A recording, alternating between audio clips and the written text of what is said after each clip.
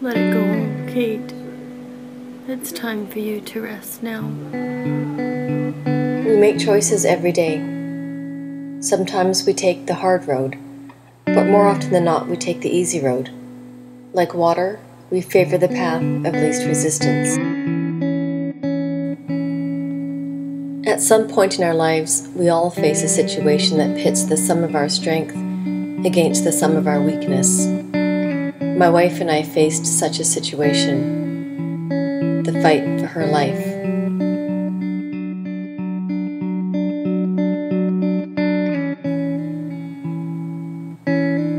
When you watch someone you love who is dying, you want to fight, as if your strength and resolve were equal to that of heaven, earth, and the universe combined.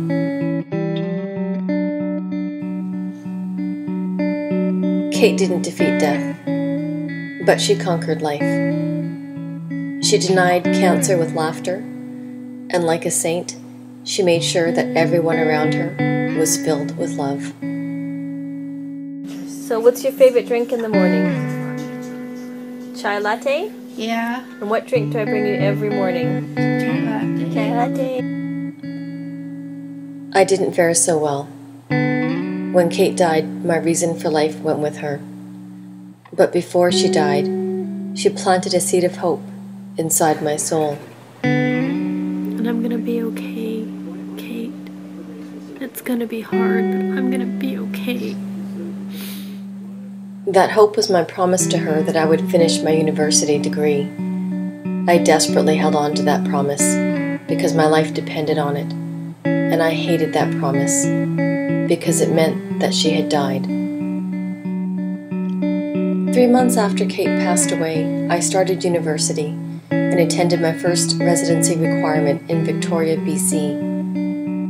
I don't remember much of the 3 months before that first school residency, or much after. Life was happily out of focus. Maybe not so ironically, the best university papers I submitted that first year focused on death. I wrote an argument about euthanasia contrasted between cultures. I presented a mini pechakucha about the choices we make when faced with death. And I created a video presentation about trying to stay connected with deceased loved ones through social media. I called the presentation Connectivity Beyond the Grave.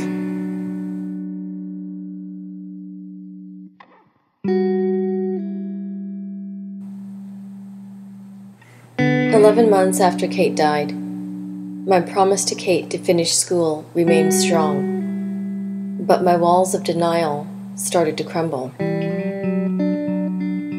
I realized that I was also dying, on the inside.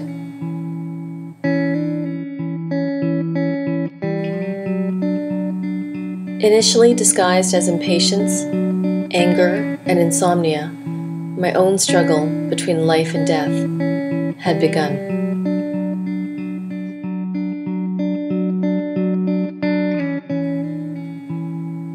Life became so still and so quiet that a question of doubt started to be heard. Will I finish my degree? And if so, will I do it for Kate, or will I do it for me?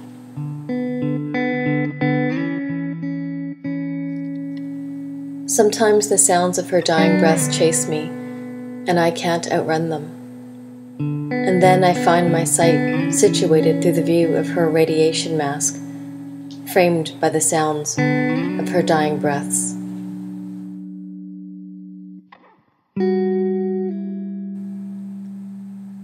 Since Kate died, I have lived with her mask as if it were my own. The difference is that my form of cancer is self-inflicted. I can remove her mask at any time. I can free myself, but I choose not to. The path of least resistance is tempting. It's irresistible. A new mantra had taken hold. Death.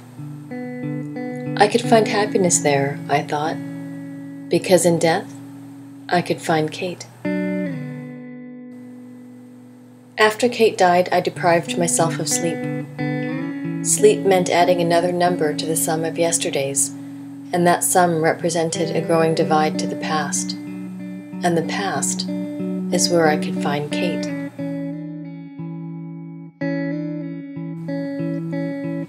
Living in the present and taking action for the future feels like a betrayal of my life with Kate.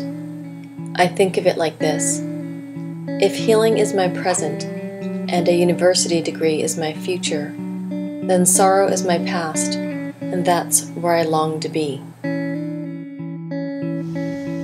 This is my fork in the road, an epic battle between the sum of my strength versus the sum of my weakness. And the answer is not in the path of least resistance. I have to find a seed of hope.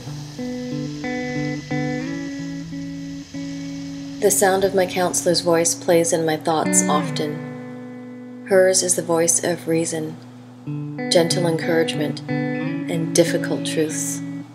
Her help is my tipping point to the future, and school is my heaven, earth, and universe combined. And then it happens. I no longer see life through the eyes of her mask. To the part of me that held pain as its premise for life, thank you for dying. To the part of me that fought to see the light, to the seed of hope sown into my education, thank you for living.